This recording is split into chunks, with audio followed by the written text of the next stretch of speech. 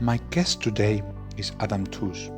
Adam is a professor of history at Columbia University and serves as director of the European Institute. Adam is one of the most prolific and wide-ranging intellectuals of our time. He recently wrote the book that many consider the key account of the financial crisis of 2008 and its consequences.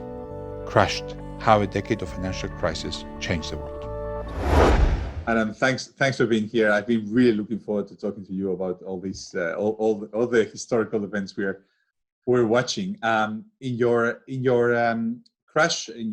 book about the financial crisis, you were highly critical of the European response to the U.S. crisis and then to the Euro crisis. Have you been positively surprised this time? Has Merkel become something different than what you thought at the time? I think I have to admit to being surprised, yeah. I mean, I think like most people who are concerned for Europe, yourself included very much. I remember following your tweets and stuff. This spring was pretty hair-raising. It looked like we were going down exactly the disastrous route that we had been down before. It looked as though we were caught, with all the talk about using the ESM mechanism, whatever its technical merits one way or the other, in the politics of the past, fundamentally. All the way through, to be honest, until early May. I mean, it was very frantic, and I'm sure that you felt that, being in Europe yourself and at the heart of things there very directly. There was an excellent set of proposals on the table from the southern states. This isn't rocket science. It was pretty obvious what needed to happen, and there seemed to be an absolutely disastrous logjam. And as much as anything, it was the politics. It was just the insouciance with which the northern states just wiped aside these proposals in late March that was, I think, profoundly alarming.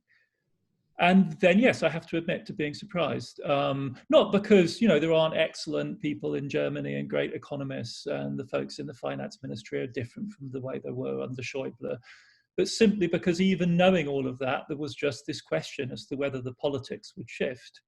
Mm-hmm. And they did. And in retrospect, and I'm a historian, so I'm used to this kind of activity, but because one can think of reasons why, but I think as a historian and as someone interested in history, one should also recognize shocks when they happen, and those consist precisely in ex post being different from ex ante. And this is one of those moments where we have to say our ex ante expectations were pretty downbeat, to be honest, and yeah. Merkel was true to form in that respect all the way through to early May, and then all of a sudden something happens. And so then in retrospect, you're thinking, okay, so why could that be? And, I think, you say again? We like to think on this side of the world, we like to think that Parliament had something to do. We put two resolutions in April and May, where we had 505 MEPs voting in favor of some huge response. And one of the advisors here of Macron told me, they sent one of them to the Elysee with a list of votes, and they said, this can happen. All the government parties in Europe actually voted in favor. This can be done. Yes. So I like to think that we contributed to breaking some of these mental logjam. I'm sure that's true. I think we say too often, I think there's no such thing as a European polity, there's no European demos. And it's not true. I mean, it may not be true in the sense that we have national demoi or whatever the plural is, but there is a densely networked, complex, multi-layered polity taking shape in Europe, in which I am sure you're right, that the shift in opinion in the parliament, resonating with a very marked shift in opinion in Germany itself that was picked up by Spiegel and by opinion polling there, that cannot have been lost on the pollsters that we know Merkel consults on a daily basis in guiding her, middle of the road path. That resonated very powerfully in Berlin. And we know it also operated, between the Elysee as opposed to the French Treasury and the German Finance Ministry as opposed to the Chancellery, right? And those kind of complicated geometries where Macron knows his, his German counterpart from previous rounds of the Eurozone crisis, that is constituting something like a polity in which the movements can be quite subtle, but then in the end rather decisive. And I also think, stepping back a little bit, this is precisely the sort of crisis which is good for Merkel, because she's not, I think, a conviction European politician in the mode of a Kohl or a Adenauer. We know that. That's a cliche. But she is a conviction modernist. She's a conviction globalist. That's why she thinks Europe matters, not because she's passionate about, Europe's neighbours, though she's very widely, very cosmopolitan and not a German nationalist.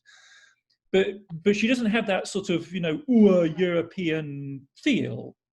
But she is deeply, deeply concerned about globalization and how you, as it were, effectively govern democracies under conditions of globalization. And so COVID is a perfect kind of shock for that kind of a politician, because this is a novel, anthropocenic, the sort of thing we've been thinking and worrying about for decades. It's arrived, and this is exactly the sort of crisis that Europe has to prove itself in. And so I think, seen from that kind of viewpoint, this was a schema that she could put this into. If what we're talking about is the old legacy issues of, a moral hazard and Italian budgeting and all of those things, we're stuck. It's a dead end. But if the question is, can Europe respond adequately to a 21st century global challenge, then, Merkel's kind of more open-minded. So let me go back to COVID. Do you think we can finish this and go back to a semblance of a normal life without a vaccine? Are we basically waiting for a vaccine?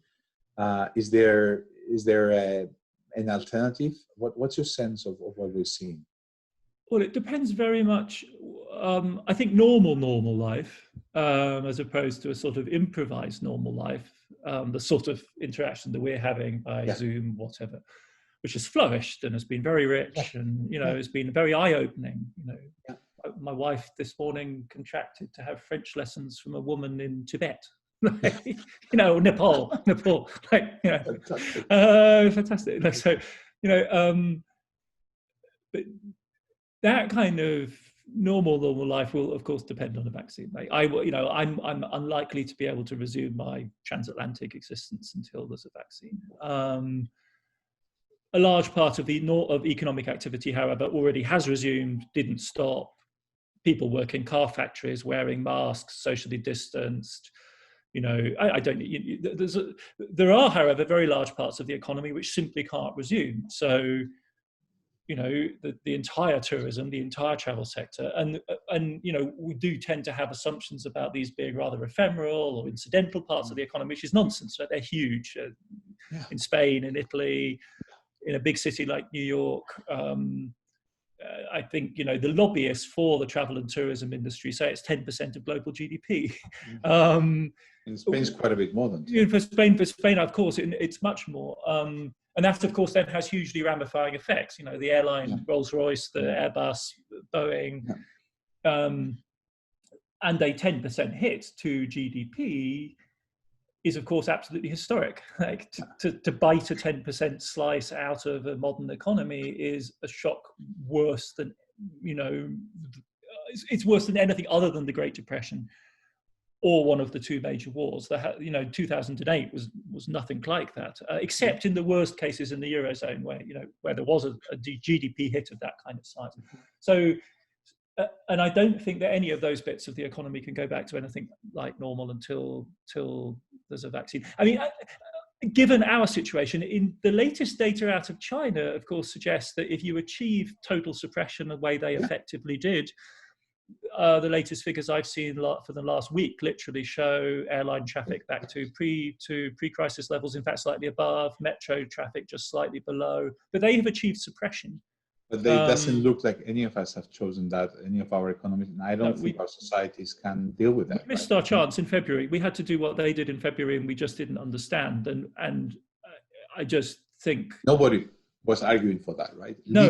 Nobody was arguing for that. We were flattening the curve, making it easier on ERs. We really didn't think, let's just stamp the thing out. And we would have needed to have done it in February, right? To achieve Chinese success, you need to actually react at the same speed as the Chinese and the South Koreans, because effectively, this is, I think, where our brains have just not caught up with, and our bodies have not caught up with globalization. Because if the problem was in Wuhan and Beijing had to shut down, Beijing is 1,000 kilometers from Wuhan. Right. So, so we were it was literally the same problem. It wasn't a Chinese problem that was going to get to us a month later. It was already our problem in the same way as it was a Chinese problem. And we just don't have that comprehension of globalization at this point. London and New York would have had to react in the same way as Beijing had reacted within a matter of days, if not weeks.